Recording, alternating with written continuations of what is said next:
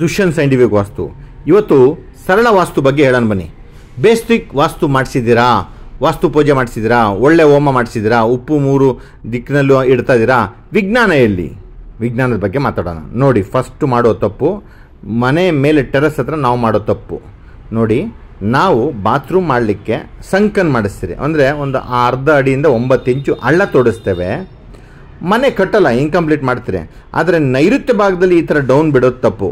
ಇದಕ್ಕೆ ನೀವು ಪರಿಹಾರ ಹುಡುಕಬೇಕು. ಯಾವ ರೀತಿ ಪರಿಹಾರ? ಅದನ್ನು ಕೆಲಸ ನೀವು ಕಟ್ಟೋ ಟೈಮಲ್ಲಿ ಓಪನ್ ಮಾಡ್ಕೊಳ್ಳೋಣ, ಇವಾಗ ಮುಚ್ಚಿಸ್ಬಿಡಿ ಅದನ್ನು ಅಂತ.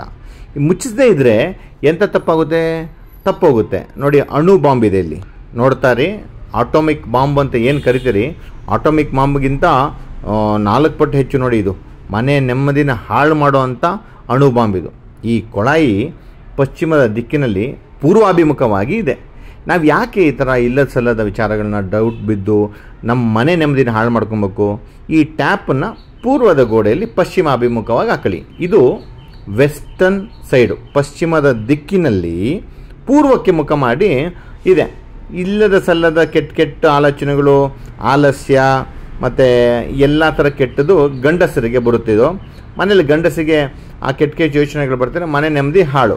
ನೋಡಿ, ನೀರು ಬರುತ್ತೆ, ಅದರಲ್ಲಿ ಯೂಸೇಜ್ ಮಾಡ್ಕೊತ ಇದ್ದಾರೆ, ಅದನ್ನು ಸುಮ್ಮನೆ ಇಟ್ಕೊಂಡಿದೆ ಸರ್ ಅಂತ ನೆಪ ಹೇಳ್ತಾರೆ ನಮಗೆ. ನೋಡಿ, ಇದು ವೆರಿ ಮಚ್ ಇಂಪಾರ್ಟೆಂಟು. ನೀರಿನ ಟ್ಯಾಂಕನ್ನು ಇಟ್ಕೊಂಡ್ಮೇಲೆ ಅದು ಸೊಂದಲ್ಲಿ 2 ಅಡಿ ಅಗಲ ಬಿಟ್ಕೊಂಡು 6 ಇಂಚು ಡೆಪ್ತ್ ಮಾಡಿ ಇಟ್ಬಿಟ್ಬಿಟ್ಟವ್ರೆ. ಏನಕ್ಕೆ? ವಿಜ್ಞಾನನೇ ಇಲ್ಲ. ಮತ್ತು ನೋಡಿ, ಈಗ ಬಟ್ಟೆ ಒಗೆಯೋ ಕಲ್ಲು ಬಗ್ಗೆ ಮಾತಾಡೋಣ ಬನ್ನಿ. ನೋಡಿ, ಪೂರ್ವ ಈಶಾನ್ಯಕ್ಕೆ ಮತ್ತು ಉತ್ತರಕ್ಕೆ ಎತ್ತರ ಮಾಡಿಕೊಂಡು ಬಟ್ಟೆ ಒಗೆಯೋ ಕಲ್ಲು ಇರಬಾರ್ದು. ಫಸ್ಟು ಹೆಣ್ಮಕ್ಳಿಗೆ ಮನೆಯಲ್ಲಿ ಜೋಮ್ ಕಾಯಿಲೆ ಬರುತ್ತೆ, ಮತ್ತು ಮನೆಯೆಲ್ಲ ಮೈ ಕೈ ನೋವು, ಒಂಥರ ಫ್ರೋಝನ್ ಆಗುತ್ತೆ, ಮರ್ಗಡ್ದಂಗೆ. ನಿಮಗೆ ಈ ಮೈ ಕೈ ನೋವು ಹೇಳಂಗಿಲ್ಲ. ಆ ರೀತಿಯಲ್ಲಿ ಬಟ್ಟೆ ಒಗೆಯೋ ಕಲ್ಲನ್ನ ಹಾಕೊಂಡಿದ್ದಾರೆ. ಬೇಸಿಕ್ ವಾಸ್ತು ಅಂದರೆ ಏನಪ್ಪ? ಇದು ಪೂರ್ವ ಮತ್ತು ಉತ್ತರ ಮೂಲೆಯನ್ನು ಈಶಾನ್ಯ ಅಂತ ಕರೀತಾರಲ್ವ, ದೇವ ಮೂಲೆ ಅಂತ ಎಲ್ಲ ಕರೀತಾರಲ್ವ. ಈ ಜಾಗದಲ್ಲಿ ಪೂರ್ವಕ್ಕೆ ಹತ್ತಿಕೊಂಡು ಪೂರ್ವ ಈಶಾನ್ಯದಲ್ಲಿ ಈ ಬಟ್ಟೆ ಒಗೆಯೋ ಕಲ್ಲನ್ನ ತೂಕ ಹಾಕಿ ಇಟ್ಬಿಟ್ಟವ್ರೆ. ಗಾರೆ ಕೆಲಸ ಅಂದರೆ ಬೇಸಿಕ್ ವಾಸ್ತು ಅಂದರೆ ಇದು ತೆಗೆದು ಆಗ್ನೇಯ ದಿಕ್ಕಿಗೆ ವರ್ಗಾಯಿಸ್ಕೊಳ್ಳಿ, ಉತ್ತರಕ್ಕೆ ಮುಖ ಮಾಡಿ ಬಟ್ಟೆ ಒಗೀರಿ.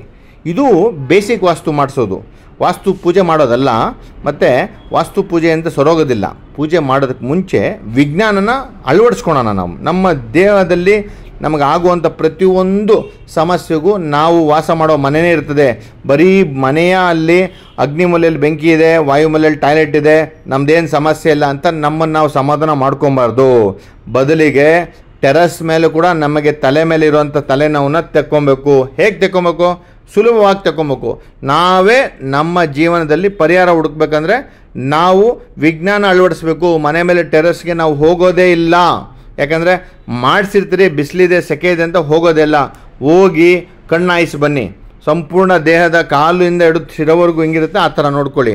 ಮತ್ತು ನೋಡಿ, ಬಟ್ಟೆ ಒಗೆಯೋಕ್ಕೆ ಕಂಬಿ ನೇತಾಕೋಕ್ಕೆ ಹಾರ್ಡ್ಲಿ ಒಂದು 100 kg ಬಟ್ಟೆ ಒಣಗಾಕೋಕ್ಕೆ ಇಷ್ಟು ದಪ್ಪ ಕಾಂಕ್ರೀಟು, ಗಾರೆ ಕೆಲಸದ ಮೇಸ್ತ್ರಿ. ಬೇಸಿಕ್ ವಾಸ್ತು ಇದು. ಈ ಥರ ಮಾಡಬಾರ್ದು. ಏನಿದೆ ಕಬ್ಬಣಕ್ಕೆ ಪರ್ಯಾಯ ವ್ಯವಸ್ಥೆ? ಆ ವಾಲ್ಗೆ ಏನು ನಮ್ಮ ಕಾರಿಡಾರ್ ವಾಲ್ ಇದೆ, ಆ ಕಾರಿಡಾರ್ ವಾಲ್ಗೆ ಒಂದು 5 ರಿಂದ 6 ಗ್ರಿಪ್ಪಾಗಿ ಹಾಕ್ಬಿಟ್ಟು ಅಲ್ಲೇ ಜೋಡಿಸಿದ್ರೆ ಆಯಿತು. ಅದಕ್ಕೆ ಇಷ್ಟು ದಪ್ಪ ಪೂರ್ವದ ಕಡೆ ಮುಖ ಮಾಡಿ, ಇಷ್ಟು ದಪ್ಪ ಇಟ್ಟಿಗೆ ಗೋಡೆ ಕಟ್ಟಿ, ಈ ರೀತಿ ನಾಜೂಕನ್ನು ಮಾಡಿ ಮನೆ ಮೇಲೆ ತೂಕ ಮಾಡಿದ್ರೆ ಇದು ಸಹ ಮನೆಯಲ್ಲಿ ಹೆಣ್ಣು ಮಕ್ಕಳಿಗೆ ಮರಗಟ್ಟ ಅಂಥ ಕೆಲಸ, ಜೋಮ್ ಹಿಡಿಯೋಂಥದ್ದು, ಮೈಕೈ ನೋವು ಹಿಡಿಯೋದು, ಇದೆಲ್ಲದಕ್ಕೂ ಸಮಸ್ಯೆ ಈ ಒಂದು ಕಂಬ ಇರುತ್ತೆ. ನೋಡ್ಕೊಳ್ಳಿ, ದಯವಿಟ್ಟು ಇದನ್ನು ಮುಚ್ಚಿ. ಮನೆಯಲ್ಲಿ ಸಾಲಗಳು ತೀರುತ್ತೆ, ಒಡವೆಗಳು ಮನೆಗೆ ಬರುತ್ತೆ, ಮನೆ ನೆಮ್ಮದಿ ಮಾಡ್ಕೊಳ್ಳೋಣ. ನೋಡ್ಕೊಳ್ಳಿ, ಹುಷಾರಾಗ್ರಿ, ಜಾಗೃತರಾಗ್ರಿ. ವಂದನೆಗಳು.